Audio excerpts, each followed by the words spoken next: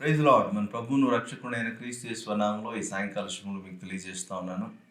Blessed time with Jesus అనే సెషన్కు ప్రేమతో అందరినీ ఆహ్వానిస్తున్నాను. వచ్చిన ప్రార్థన చేసుకొని మనం ప్రారంభించుకున్నాం. మహోన్నత దయగల తండ్రి, మీకు వందనాలు, స్తుతులు, స్తోత్రాలు చెల్లిస్తున్నాం. గడిచిన వారం అంతా తోడుగా నడిపించి మరొక పునరుద్ధాన దినమందు మీతో ధన్యకరమైన సమయాన్ని గడపడానికి మమ్మల్ని ఒకసారి మీకు నామంలో ప్రభువా నడిపించిన విధానం బట్టి మీకు స్తోత్రాలు చెల్లిస్తున్నాం. ముందున్న సమయాన్ని మీ దగ్గర లక్షణార్థులకు అప్పచెప్తున్నాం తండ్రి. వాక్యములను, ఆరాధనలోను, ప్రార్థనలోను తోడుగా నడిపించండి. ఈ సమయాన్ని మాకు దీవెనకరంగా, మీకు మహిమకరంగా మలుచుకోమని మా ప్రభువును రక్షకుడైన క్రీస్తు యేసు నామములో అడిగి వేడుకుంటున్నాం తండ్రి. ఆమేన్. ఆమేన్. ప్రభువును స్తుతిద్దాం కొద్ది నిమిషాలు. Is wonderful beyond description. అవునా? ప్రభు 10,000లో అతి సుందరుడు. ప్రభువును కాంక్షిస్తూ ప్రభుని ఈరోజు కలుసుకోవడానికి ప్రయత్నం చేద్దాం. మన దృష్టిని కేవలం ప్రభు వైపు నిలుపుతూ ప్రభుని ఆరాధించుకుందాం. ఆయన మంచివాడు. హల్లెలూయా. ఆయన కొరకు బతుకు వారికి ఆయన అతి సమీపంగా దొరికే దేవుడు అన్నాడు. హల్లెలూయా. ఈరోజు ప్రభుని కనుగొనడానికి ఇష్టపడదామా? ప్రభుతో సహవాసం చేయడానికి, ప్రభువును ఆరాధించడానికి మన హృదయాలను సిద్ధపరచుకుందాము.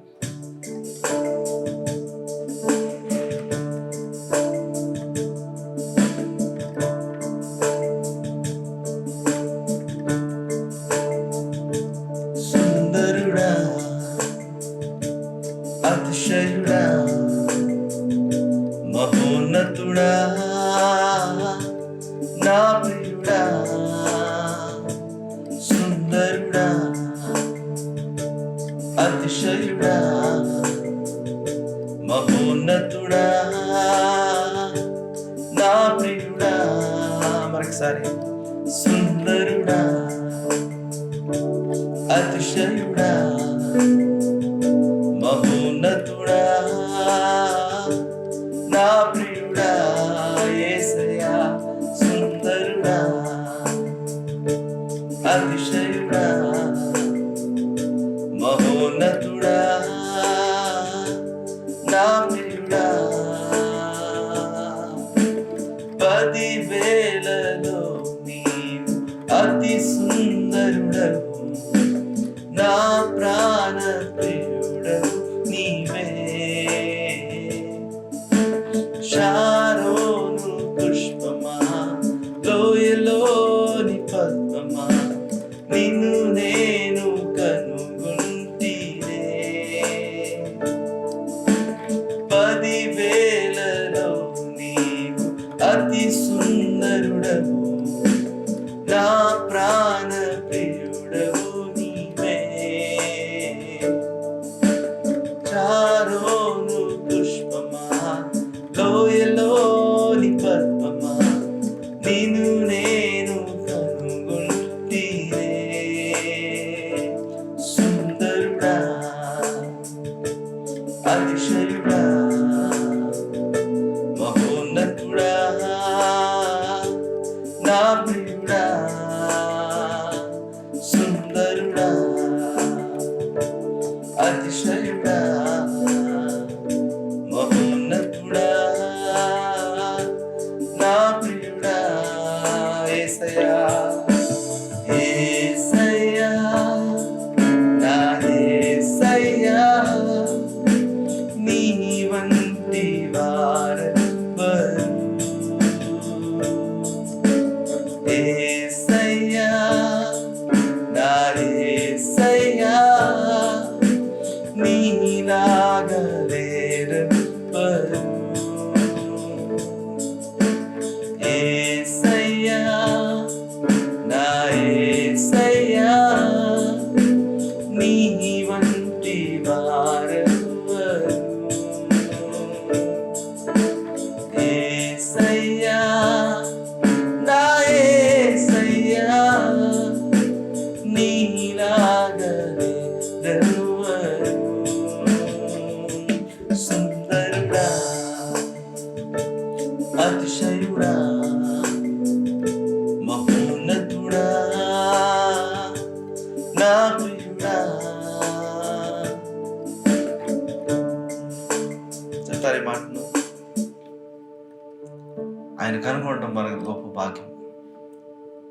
మన తప్పిపోయిన స్థితిలో ఉన్నప్పుడు మనల్ని బతికి రక్షించడానికి ఆయన ఈ లోకానికి వచ్చాడు.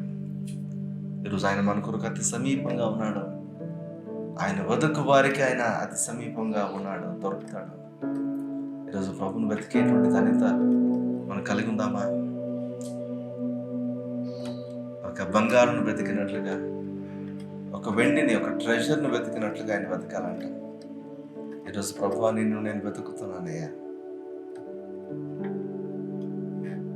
నిన్ను కనుగొనాలయ్యా, నేను నిన్ను కలుసుకోవాలి ప్రభు. ఎందుకంటే నీలా ఎవ్వరు కూడా నన్ను ప్రేమించలేదు, ఇలా ఎవరు కూడా నన్ను హత్తుకొనలేదు. ఎన్నిసార్లు తప్పిపోయినా నన్ను విడిచిపెట్టకుండా, నన్ను విడువక ఎడబాయిగా ప్రేమించి రక్షించుకున్న దేవుడు నీవు మాత్రమే. ఇలా ఎవరు కూడా లేరేసయ్యా. నువ్వు నాకు కావాలి ఏసయ్యా, నువ్వు నాకు కావాలి ప్రభు, నీ ప్రేమ నాకు కావాలి. Oh I need you, oh I need you this evening. నాకు మీరు కావాలి ఏసయ్యా. చెప్తారా? నోరు తెరిచి ప్రభుతో మాట్లాడండి, ప్రభుకు చెప్పండి how much you need him.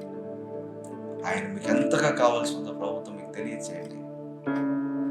నిన్ను చూడాలని, నీ ప్రేమలో ఉండాలని నేను ఆశించుచున్నాను.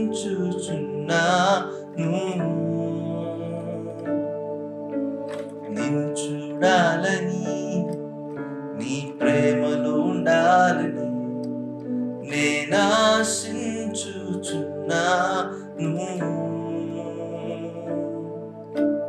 నిన్ను చూడాలని, నీ ప్రేమలో ఉండాలని నేను ఆశించుచున్నాను. చెప్తారా మాట? నిన్ను చూడాలని, నీ ప్రేమలో ఉండాలని నేను ఆశించుచున్నాను. యేసయ్యా, యేసయ్యా, నా యేసయ్యా, నీ వంటి వారెవ్వరు. యేసయ్యా, నా యేసయ్యా, నీలాగా వేరెవ్వరు. సుందరుడా, అతిశయుడా, మహోన్నతుడా, నా ప్రియుడా, సుందరుడా, అతిశయుడా, మహోన్నతుడా, నా ప్రియుడా. చెప్తారా?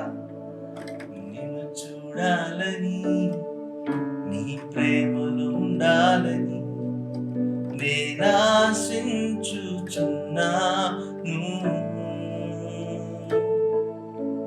నిన్ను చూడాలని, నీ ప్రేమలో ఉండాలని నేను ఆశించుచున్నాను.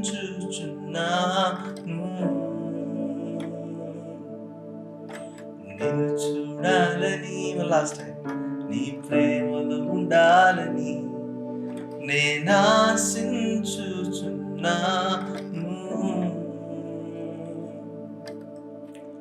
దుప్పి నీటి వాగుల కొరకు ఆశపడినట్లుగా నా ప్రాణం నీ కొరకు ఆశపడుతున్నది. దుప్పి నీటి వాగుల కొరకు తృష్ణ కొరుచున్నట్లుగా నా హృదయం, నా ప్రాణం నీ కొరకు తృష్ణ కొరుచున్నది. నేను కనుక్కోవాలని ఆశ కలిగి ఉన్నాను తండ్రి. నేను చూడాలని, నీ మాట వినాలని, నీతో సహవాసం చేయాలని, నీ ప్రేమను అనుభవించాలని ఆశ కలిగి ఉన్నాము. ఇదిగో దాసుడు యజమాని వైపు చూసినట్లుగా ఆశతో మీ వైపు చూస్తూ, మా రక్షణకర్తైన మా ప్రభువునందు మేము ఆనందిస్తూ ముఖ దర్శనం చేసుకోవడానికి సంతోషపడుతున్న వారుగా, ఇష్టపడుతున్న వారుగా, స్తుతిని, ఆరాధనను మీకు సమర్పిస్తూ కృతజ్ఞతతో నిండిన హృదయాలతో మీకే సమస్తను, మహిమను, ఘనతను, ప్రభావమును ఆరోపిస్తున్నాము తండ్రి. ఆమేన్, ఆమేన్, ఆమేన్. Praise God. హల్లెలూయా, హల్లెలూయా. ప్రభు మనల్ని కనుక్కున్నాడు, మనం ప్రభువుని కనుగొన్నామా? ఇందులో రెండు విషయాలు ఉన్నాయి. ప్రభువుని బతకడం అంటే రెండు విషయాలు ఉన్నాయి. ఒకటి, మనం నమ్మాలి మనం ఎక్కడో తప్పిపోయామని. ఇంకోటి, నాకు ప్రభు సమీపంగా ఉన్నాడు. నేను ప్రభుతో ఉండటానికి నేను ఆయన వెతికి, ఆయన కనుక్కొని, ఆయనతో కూడా నేను నడవాలి. చాలామంది అంటారు, ప్రభు నాలో ఉన్నాడని. కానీ ప్రభువుకి ఎంతో దూరంగా జీవిస్తూ ఉంటారు. అలా జీవించడం దేవునికి ఆరాధన కాదు. అలా జీవించడము దేవునికి ఇష్టం కాదు. ఈరోజు ప్రభు నోటితో ఆరాధించడం కాదు, ఒక పాటతో ఆరాధించడం కాదు, మన జీవిత విధానంతో ప్రభువుని ఆరాధించవలసిన వారిగా మనం ఉన్నాం. ప్రభువుని వెతకటం ప్రభువుని ఆరాధించటమే. ప్రభువుని కోరుకోవటం ఆయన ఆరాధించటమే. ప్రభువు మీద ఆశ పెట్టుకోవడం ప్రభువుని ఆరాధించటమే. ఆ విధంగా ఆశ పెట్టుకొని, ఆశతో ఆయన కనుగొన్నప్పుడు, ఒక దుప్పి నీటి వాగుల కొరకు ఆశతో కనిపెట్టుకొని ఎక్కడ దొరుకుతుందో దానికోసం వెతికి ప్రయాసపడి కనుగొన్న తర్వాత ఎంతగా సేద తీరుతుందో, అలా మనందరము ప్రభువుని ఆరాధిస్తూ ప్రతి విషయంలోనూ నిత్యము సేద తీరే అనుభవాన్ని కలిగి ఉండటకు దేవుడి కృప చూపించి నడిపించును గాక. ఆమెన్. ఆమెన్. మంచిది. ఇలాంటి నోయి మినిస్ట్రీస్ ద్వారా ప్రతి ఆదివారము సాయంకాలం 7 గంటలకు మనం ఇక్కడ blessed time with Jesus session ద్వారా కలుసుకోవటము సంతోషకరంగా ఉంది. ప్రభు మనం దీవిస్తున్న కొలది మరి ప్రతి ఆదివారం మీద కలుసుకోవడానికి ప్రయత్నం చేద్దాం. మరి ప్రతి బుధవారం కూడా వర్డ్ ఆఫ్ విజ్డమ్ అనేటువంటి ఇంగ్లీష్ షార్ట్ మెసేజ్ కూడా ప్రతి బుధవారం అందుబాటులో ఉంది. బైబిల్ స్టడీ ఆసక్తి కలిగిన వారు లేవియాకాండం ధ్యానిస్తూ ఉన్నాము. లేవియాకాండం నుంచి అనేక విషయాలు నేర్చుకుంటున్నాము. మీరు వాక్యాన్ని ఆసక్తిగా నేర్చుకోవాలన్న వారు మరి స్క్రిప్చర్ టైం అనేటువంటి ప్రోగ్రాం ప్రతి శుక్రవారం తెలుగులో, ప్రతి శనివారం ఇంగ్లీష్లో మరి ఇదే యూట్యూబ్ ఛానల్లో మీకు అవైలబుల్గా ఉంటుంది. మరి ఇవన్నీ కూడా మీరు చూడండి. మీరు దీవించబడితే మీ ఫ్రెండ్స్కు, మీ రిలేటివ్స్ కూడా వీటిని మీరు షేర్ చేయాలని మీకు మనం చేస్తున్నాను. ఎనీ ప్రార్థన అవసరం ఉన్నట్లా మీరు కింద తెలియజేయబడుతున్న నంబర్కు మీరు కాల్ చేసి ఎనీ టైం మీరు ప్రార్థన చేయించుకోవచ్చు. ఎనీ స్పిరిచువల్గా మీకు కౌన్సిలింగ్ లాంటిది కావాలన్నా కూడా వీఆర్ రెడీ. దేవుని కృపలో మిమ్మల్ని బలపరచడానికి we are happy to help you. మరి డైలీ డివోషన్స్ ద్వారా కూడా ఫేస్బుక్ అండ్ ఇన్స్టాగ్రామ్ ద్వారా ప్రతిరోజు కూడా దేవుని వాక్యాన్ని మీకు అందించడానికి దేవుడు సహాయం చేస్తున్నారు. మరి దాని ద్వారా కూడా మీరు దీవించబడాలని మీకు మనం చేస్తున్నాను. మంచిది. దేవుని వాక్యాన్ని మనం ధ్యానిద్దాం. దేవుని వాక్యం నుంచి మరి చాలా విషయాలు నేర్చుకుంటున్నాము. ఆయన కృపలో మనం బలపరచబడేటువంటి అనుభవం గురించి మీతో మాట్లాడుతూ వస్తున్నాను. మరి లాస్ట్ వీక్ కూడా మీతో మాట్లాడాను. 7 దైవికమైన కృపల గురించి మీతో మాట్లాడాను. ఎంతమంది ఆ 7 దైవిక కృపలు మీ జీవితంలో మీరు కలిగి ఉండాలని ఆశ కలిగి ప్రార్థన చేస్తున్నారు? మీరు అలా చేస్తున్నట్లయితే ప్రభువు మీ జీవితంలో ఆ కృపలను విస్తరింపచేయను గాక. ఆమెన్. ఆమెన్. ఈరోజు విశ్వాసం అనేటువంటి ఒక టాపిక్ మీద మీతో మాట్లాడాలని ఆశపడుతున్నాను. విశ్వాసం అనగానే చాలామంది మేము విశ్వాసమే కదా, దీని గురించి అంతగా నొక్కి నుంచి చెప్పేది ఏముంటుంది, నేర్చుకోవాల్సింది ఏముంటుంది అని చాలా రకాలుగా ఆలోచిస్తూ ఉంటాం. ఎందుకంటే ఆ పేతురు భక్తుడు ఆ పత్రికలో రాసినటువంటి ఆ మాటలు మనం చూసినప్పుడు మరొకసారి ఆ మాటలు చదివి మనం ముందుకెళ్దాం. 2వ పేతురు 1వ అధ్యాయము 5-7 వచనాలు దేవుని మాటను ఒకసారి చూద్దాం. 2వ పేతురు 1వ అధ్యాయము 5-7 వచనాలు. ఆ హేతువు చేతనే మీ మట్టుకు మీరు పూర్ణ జాగ్రత్త గలవారై మీ విశ్వాసమునందు సద్గుణమును, సద్గుణమునందు జ్ఞానమును, జ్ఞానమునందు ఆశానిగ్రహమును, ఆశానిగ్రహమునందు సహనమును, సహనమునందు భక్తిని, భక్తి యందు సహోదర ప్రేమను, సహోదర ప్రేమ యందు దయను అమర్చుకొనుడి అన్నమాట ఇక్కడ పేతురు భక్తుడు రాస్తున్నాడు. మరి పూర్ణ జాగ్రత్తతో మీరు మీ విశ్వాసమునందు వీటన్నిటిని అలవర్చుకోండి అని చెప్తున్నాడు. అంటే విశ్వాసం అనేటువంటి ప్లాట్ఫామ్ మనకు ఫౌండేషన్ చాలా ప్రాముఖ్యంగా అవసరం. ఈరోజు మనం అందరం విశ్వాసులమే, మనందరం కూడా విశ్వాసులుగా పరిగణించబడుతున్న వారమే. కానీ మనలో విశ్వాసము ఎంత బలంగా ఉంది అనేది మనం ఆలోచించాలి. విశ్వాసం అనేకమైన రకాలు మీతో పంచుకుంటాను. విశ్వాసం ఎన్ని రకాలుగా ఉంటుంది. అయితే ఈ ఎపిసోడ్లో కాదు, తర్వాత వచ్చే ఎపిసోడ్స్లో విశ్వాసం గురించి ఒక సరైన అవగాహన మీకు ఇవ్వడానికి నేను ఇష్టపడుతున్నాను. అనేకమైన డాక్టరీన్స్ మనకు అవైలబుల్గా ఉన్నాయి. విశ్వాసం యొక్క పరివచనం ఒక్కొక్కరు ఒక్కొక్కరాగా చెప్తారు దాన్ని. అయితే విశ్వాసం, నా కలిగిన విశ్వాసం సరిపోతుంది అన్నవాళ్ళు లేకపోలేదు, నేను అత్యధికమైన విశ్వాసం కలిగి ఉన్నాను అని చెప్పగలిగిన వాళ్ళు లేకపోలేదు. అసలు విశ్వాసం యొక్క ఓనామాలు కూడా తెలియని వాళ్ళు కూడా ఉన్నారు. విశ్వాసులుగా పరిగణించబడేవారు, విశ్వాసులుగా పిలువబడేవారు, అసలు విశ్వాసం అనే డెఫినేషన్ కూడా తెలియని వారు ఉన్నారు. బైబిల్ అసలు విశ్వాసం అనే డెఫినేషన్ ఏంటి, అసలు విశ్వాసం అంటే ఏంటి, విశ్వాసంలో కొనసాగడం అంటే ఏంటి, విశ్వాసంలో మనము నిలిచి ఉన్నామా లేదా అని మనం పరీక్షించుకోవడం ఎలా వీటన్నిటి గురించి మనం నేర్చుకోవాల్సిన వారమై ఉన్నాం. ఎందుకంటే విశ్వాసం అనేది చాలా ప్రాముఖ్యంగా మనకు అవసరము. ఇదే విశ్వాసం బట్టే దేవునితో కనెక్ట్ మనం కాగలం. ఈ విశ్వాసం లేని చోట అసలు దేవుడెవరు, నేనెవరు? ఈరోజు నన్ను సృష్టించింది ఆహ్, ఎవరు అంటే నా తల్లిదండ్రులని చెప్పేవాళ్ళు ఉన్నారు. మరి సైన్స్ చెప్తుంది అసలు దేవుడు అనేవాడే లేడు అన్నట్టుగా మాట్లాడుతున్నారు. ఏథియిజం మూవ్‌మెంట్ ఎక్కువైపోయింది. అలాంటప్పుడు మనం అర్థం చేసుకోవాల్సింది ఏంటి? అసలు విశ్వాసం అంటే ఏంటి? బైబిల్ ఏం చెప్పింది విశ్వాసం గురించి? ఒక వాక్యం చూద్దామా? హెబ్రీయులకు రాసిన పత్రిక 11వ అధ్యాయం మొదటి 3 వచనాలు మనం చూద్దాం. హెబ్రీయులకు రాసిన పత్రిక 11వ అధ్యాయం మొదటి 3 వచనాలు. విశ్వాసమనున్నది నిరీక్షింపబడు వాటి యొక్క నిజ స్వరూపమును, అదృశ్యమైనవి ఉన్నవనుటకు రుజువునై ఉన్నది. దానిని బట్టి పెద్దలు సాక్ష్యం పొందిరి. ప్రపంచములో దేవుని వాక్యం వలన నిర్మాణము అయినవనియు, అందును బట్టి దృశ్యమైనవి కనబడేడు పదార్థములచే నిర్మించబడలేదనియు విశ్వాసము చేత గ్రహించుకొనుచున్నాము. ఈ మాటలో మనం అర్థం చేసుకోగలిగితే అసలు విశ్వాసం అంటే ఏంటి, మనలో ఉన్న విశ్వాసం ఎలాంటిది అనేది మనము ఆలోచించడానికి అవకాశం ఉంటుంది. ఈరోజు మనం చూస్తే అసలు విశ్వాసం అన్నది నిరీక్షింపబడు వాటి యొక్క నిజ స్వరూపం. అంటే మనకు ఒక నిరీక్షణ కలుగు చేసేది విశ్వాసం. విశ్వాసంలో నిరీక్షణ యొక్క ప్రాముఖ్యత మనకు కనపడాలి. విశ్వాసం ఉన్న చోట నిరీక్షణ ఉంటుంది. అంటే ఒక విషయం గురించిన నిరీక్షణ మనకు ఉంది.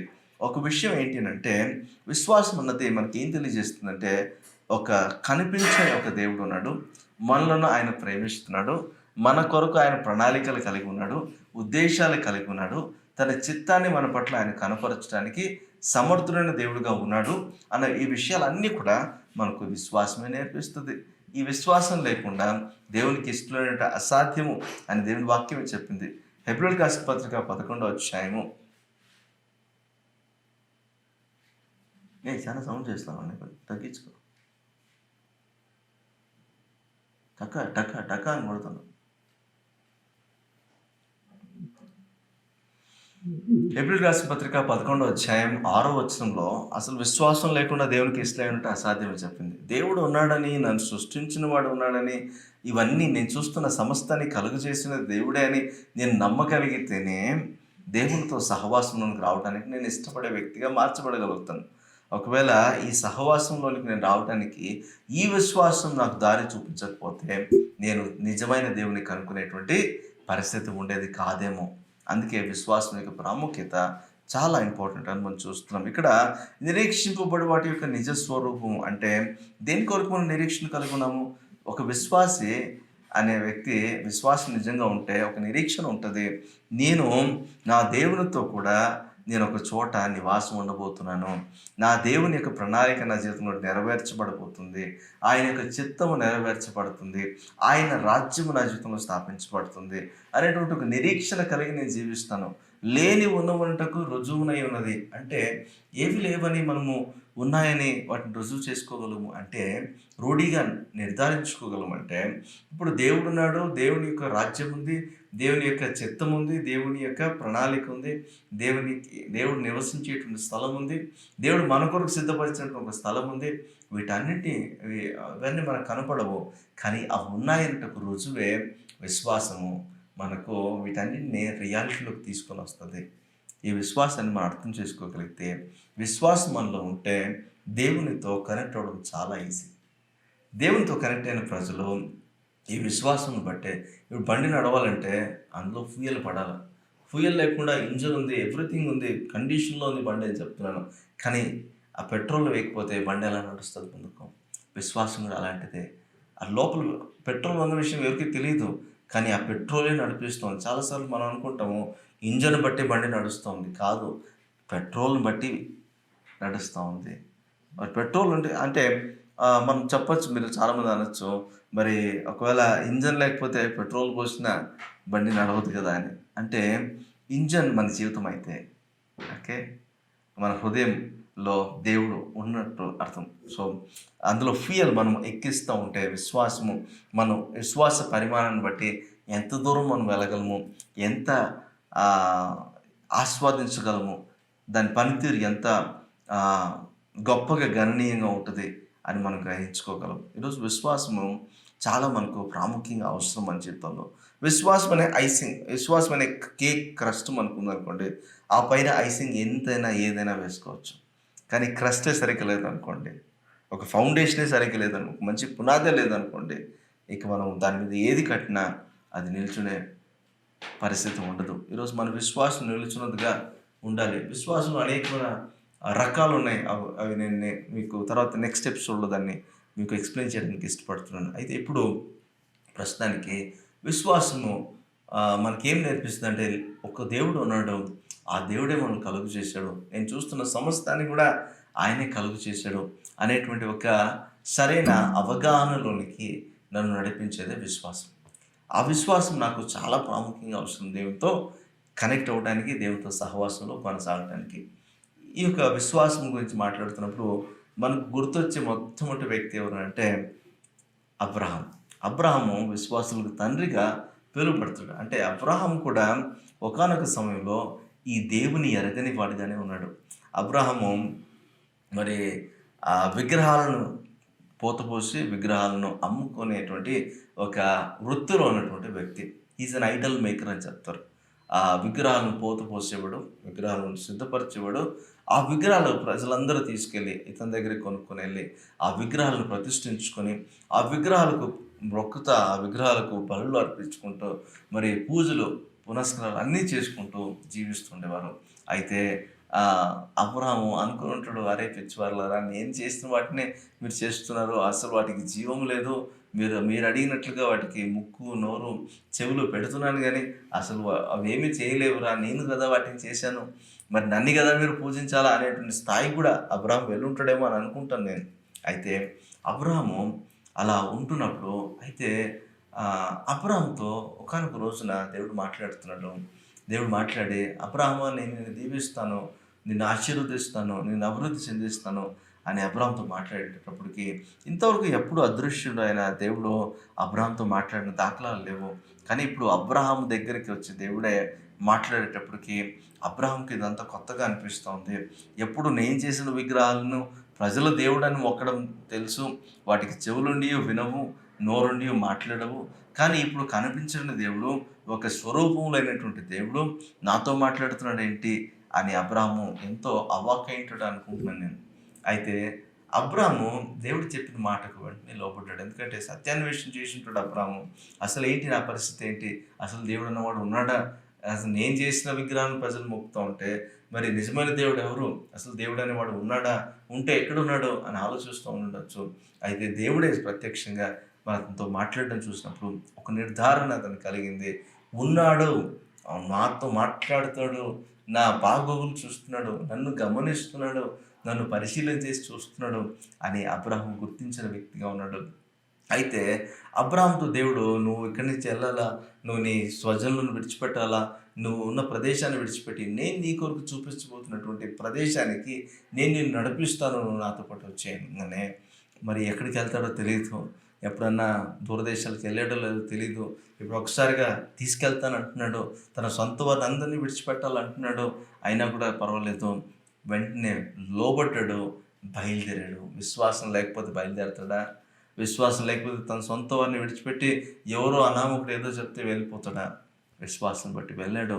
దేవుడు అబ్రహాము నడిపిస్తున్న అనుభవం చూసినప్పుడు విశ్వాసం లేకుండా అబ్రహాము కూడా దేవుని చేత నడిపించబడే అనుభవంలోనికి వచ్చేవాడే కాదని చూస్తున్నాం. అబ్రహాము అలా దేవుని కనుగొన్నాడు. అబ్రహాము దేవుడు నడిపిస్తూ ఉన్నాడు. అయితే అబ్రహాము ప్రణాళికలన్నింటినీ కూడా అబ్రహాము జీవితంలో దేవుడు జరిగిస్తూ వస్తున్నాడు. అయితే కుమారుడు లేడని అతను చాలా బాధపడుతూ ఉన్నాడు. అయితే ఒక విగ్రహాలు అమ్ముకునే వ్యక్తిని దేవుడు ఎంతో గొప్పగా దీవించాడంటే, రాజులను సైతం జయించగలిగినటువంటి, ఒక్కటి కాదు 5 రాజులను జయించగలిగినటువంటి అనుభవం కలిగినటువంటి, ఒక శక్తి సామర్థ్యాలు కలిగినటువంటి ఒక గొప్ప ధనవంతుడిగా, మెటీరియల్గా కూడా అబ్రహాము దీవించాడు దేవుడు. అయితే ఏ ఏ నిరీక్షణ లేనప్పుడు మరి ఒక వ్యక్తి జస్ట్ ఒక మాటను విని అతని ఇన్స్ట్రక్షన్స్ విని బయలుదేరిన అబ్రహాము ఇప్పుడు ఒక గొప్ప ధనవంతుడిగా మారిపోయాడు. కనాన్ దేశంలో నివాసం ఉంటున్నాడు.